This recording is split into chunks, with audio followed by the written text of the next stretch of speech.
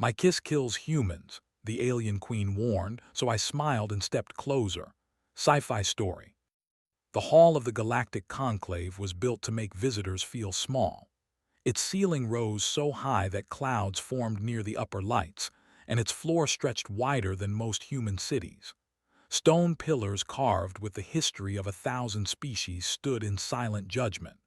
In this place, wars had been ended, worlds had been traded, and entire civilizations had been erased with polite words. Today, a single human stood at the center. Elias Carter did not wear armor. He did not carry a weapon. He wore a plain, dark uniform with the symbol of Earth stitched on the chest, simple and unthreatening. Around him sat beings of every shape imaginable, scaled, feathered, metallic, luminous. Many of them had never seen a human in person before. Most believed they were looking at a fragile creature that had wandered into a storm. At the far end of the hall, upon a raised platform grown from living crystal, sat the alien queen. Queen Shareth of the Virelian Dominion did not need to speak to command attention. Her presence alone bent the air. She was tall, her form elegant and deadly at the same time, her skin shimmering with colors that shifted like oil on water. Every known record described her species with the same word: untouchable. The Virelians ruled through biology as much as power. Their bodies released a complex pheromonal field that overwhelmed nervous systems. For most species, close contact meant paralysis. For humans, it meant death, instant and unavoidable. Everyone in the hall knew this. The queen rose slowly and the murmurs died at once. "Human," she said, her voice smooth and layered, echoing inside minds rather than ears. "You have traveled far to stand here. Before we continue, you must understand one truth." The distance between them was still great, but even so, Elias felt a pressure in his chest, like standing near a powerful engine. "My kiss kills humans," the queen said calmly. "Your kind cannot survive intimate proximity to my species. This is not a threat, it is biology." Others watched with open curiosity. This was the moment when weaker species accepted protection or control or extinction disguised as mercy. Elias listened carefully. He felt fear, but it did not own him. He had expected this. He bowed his head slightly, not in submission, but in respect. Then he looked up and smiled. It was a small gesture, but it sent a ripple through the chamber. "Your warning is understood," Elias said. His voice was steady, clear, and unshaken. "And appreciated." Queen Shareth did not move, but her eyes narrowed. "You misunderstand," she said. "This is not a test of courage. You will die." Her senses reached out, touching his biology, reading his heart rate, his breathing, the chemical signals of fear and determination. She found fear, yes, but also resolve, and something else: curiosity. "You are aware," she said slowly, "that your world has already been classified as a protected asset. Your survival is not required for this decision." "That is exactly why I am here." "What they forget," Elias continued, "is that everything that kills us is something we have already faced." Medical teams stood ready, convinced they were about to watch a death. Queen Shareth circled him slowly, her pheromonal field brushing against him like an invisible flame. His muscles tensed, his breath quickened, his heart raced. Still, he remained standing. "Your species burns brightly," the queen said, "and briefly. But some of them go supernova." Fear had always ruled the space around her.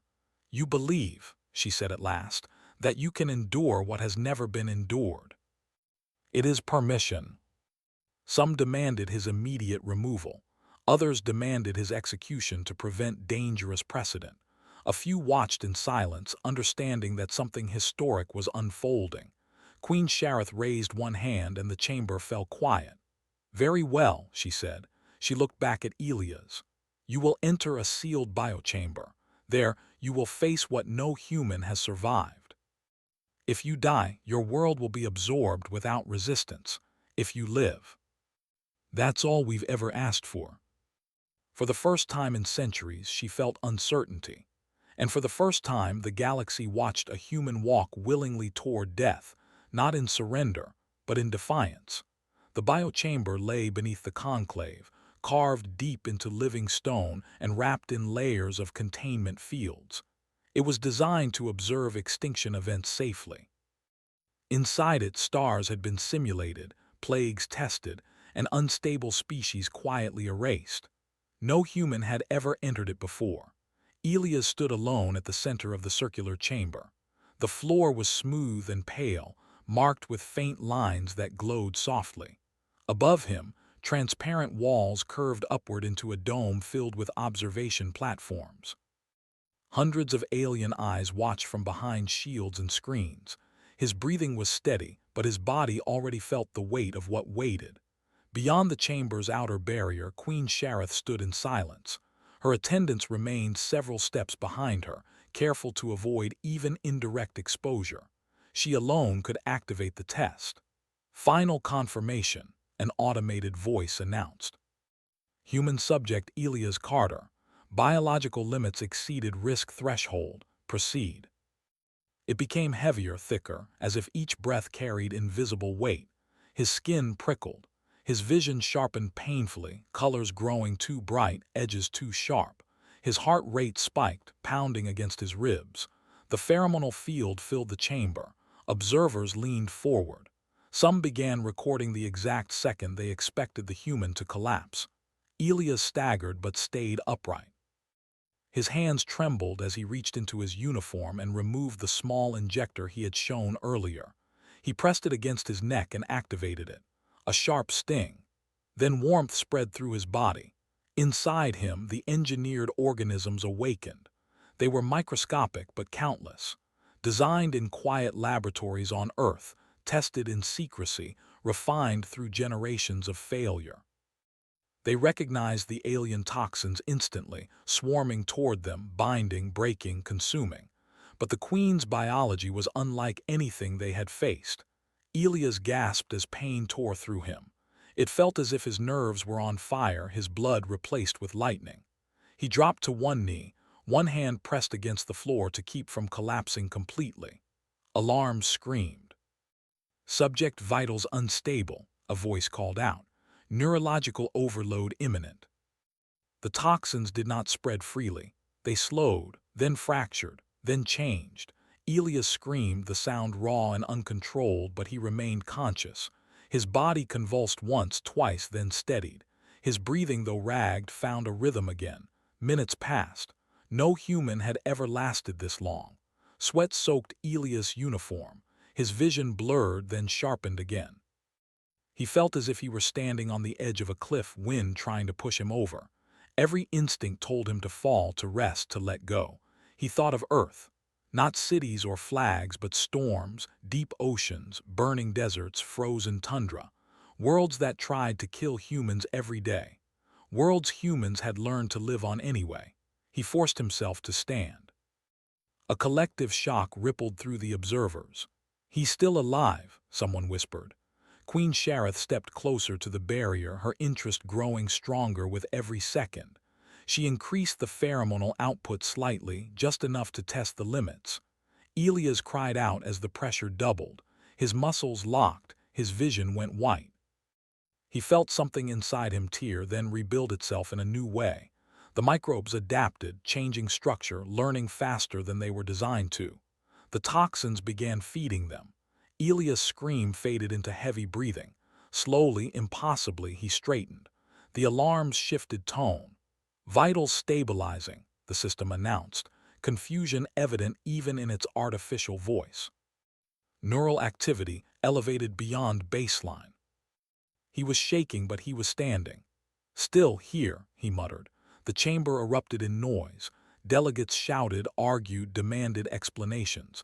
This was impossible. This broke laws written in biology, chemistry, and physics. Queen Shareth raised her hand and silence returned. She studied the human carefully now, not as prey or subject, but as a phenomenon. "You endure," she said through the chamber's speakers, "but endurance is not victory." His immune system joined the fight, not rejecting the invaders but learning from them. Blood ran from his nose. Observers began shouting again, some pleading for the test to stop. Even those who feared humans did not expect this level of suffering. Queen Shareth hesitated. For the first time in her reign, she questioned her own certainty. She lowered the output slightly, just enough to keep him alive. Elias felt the change and used it.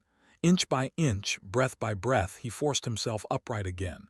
His legs shook violently, but they held. "I told you," he said hoarsely, his voice barely audible.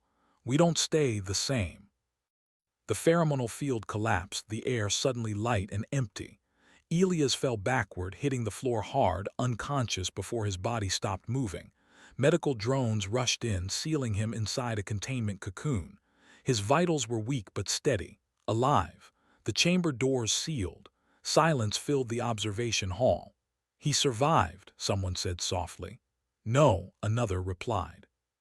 "He adapted." She looked at the sealed chamber where Elias lay unconscious, his body already rewriting itself. For the first time in centuries, the alien queen felt something close to fear. Not of death, but of what humanity might become if given time. Elias woke slowly, as if swimming up from deep water. At first there was only darkness and sound, soft hums, distant pulses, steady and calm. His body felt heavy but not broken. Pain was there, yes, but it was different now, sharper in memory than in reality. He opened his eyes. A transparent ceiling arched above him, glowing faint blue. Medical symbols floated in the air, shifting as they read his condition. He tried to move his hand, it obeyed. "He's awake." Queen Shareth stood beyond a containment field, closer than before but still separated by layers of energy. Her presence pressed against his senses again, but this time it did not crush him. It was bearable. "You should be dead," she said, not cruelly but with honest confusion. Elias swallowed. His throat was dry. "I know." Data streamed across the chamber walls. Numbers climbed, stabilized, then climbed again. "You were unconscious for 11 cycles," the Queen continued. "During that time, your biology did not return to baseline. It changed." When the Queen's pheromonal presence brushed him, his body reacted, but not with panic, with adjustment. "What about the conclave?" he asked. "They are afraid," Queen Shareth replied simply. "Some demand your execution, others demand your isolation, a few demand your alliance." Her mind replayed the test again and again, the way his systems learned, the way resistance became adaptation, the way death failed to claim him. "You are dangerous," she said at last. "Yes," Elias agreed. "So are you. Humans just learn to aim it. You watched me suffer instead of ending it quickly. You reduced the field when you didn't have to. That's not how someone acts when they only care about safety." The image of a human kneeling under lethal force and standing again burned itself into the minds of countless species. Human embassies across known space were surrounded, not by armies but by observers. They asked questions. How? Sometimes too fast for our own good. The answer arrived sooner than expected. Long-range sensors detected fleet movement at the edge of virally uncontrolled space. Not conquest fleets, but extermination ones. Older powers, nervous powers, species that had relied on the Queen's lethal presence as a balance. They feared a future where that balance no longer existed. "They are coming," her advisors warned. "They intend to erase Earth before adaptation spreads." He could feel eyes on him, fear, curiosity, calculation. He stood before the council again, thinner, paler, but alive. "I am not unique," he said, his voice echoing through the hall. "What happened to me can happen to others. It won't be easy, it won't be fast, but it will happen. I'm warning you." Reflection, adaptation. "I say no," she said. The hall erupted. "That is not enough," Elias said quietly. She understood at once. The fleets would not stop. They would test humanity the same way she had. "And if I stand with you," she said, "my species becomes a target. Welcome to the club. Any fleet that advances will answer to me." If humans could adapt to her. Across known space, fleets watched and waited. Some followed at a distance. Others turned away, unwilling to challenge the alien queen directly. Tension filled every corridor, every bridge, every transmission. Elias Carter stood on the observation deck of the lead human ship. Earth grew larger on the main screen, blue and alive, fragile and stubborn. He felt different now. Not stronger in a simple way, but changed.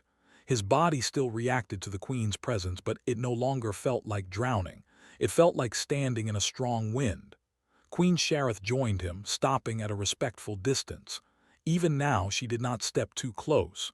"You should not have survived," she said quietly. Elias smiled faintly. "Humans are bad at accepting predictions." They formed a blockade instead, massive shapes darkening the stars. Their message was clear: surrender the adaptation or Earth would be erased slowly and completely. The conclave watched. Queen Shareth stepped forward and opened a channel visible to all. "This world is under my protection," she declared. "Withdraw. Humanity has broken the balance. Step aside." They fear change. And we will do that whether you like us or not. Not soldiers, treatments, safeguards, ways to survive environments once thought impossible, adaptation offered freely. The hostile fleets hesitated. They had prepared for resistance, not generosity. Queen Shareth watched closely. She felt something shift across the battlefield, not retreat, but doubt. Fear was powerful, but curiosity was dangerous in a different way. One fleet broke formation and withdrew. Then another. Not all left. Some remained, weapons charged, unwilling to accept a future they could not control. That was when the Queen made her final choice. She stepped closer to Elias, closer than ever before. Gasps filled the bridges of 100 ships. Her pheromonal field intensified. Elias felt it crash into him like a wave. Pain flared, sharp and sudden, but his body responded instantly. The adapted systems inside him activated, stabilizing, learning, balancing. He stayed standing. Queen Shareth reached out and gently touched his shoulder. The galaxy froze. This contact had killed thousands over the Queen's lifetime. Elias did not die. Sensors across space recorded the impossible. The Queen's biology adjusted too, reacting to resistance instead of dominance. For the first time, her lethal nature was not absolute. She withdrew her hand. "Observe," she said to the fleets. "This is the future." Human and Virelian scientists worked together slowly and carefully, not to erase danger but to understand it. New protocols allowed one isolated species to interact safely, not perfectly, not without risk, but with choice.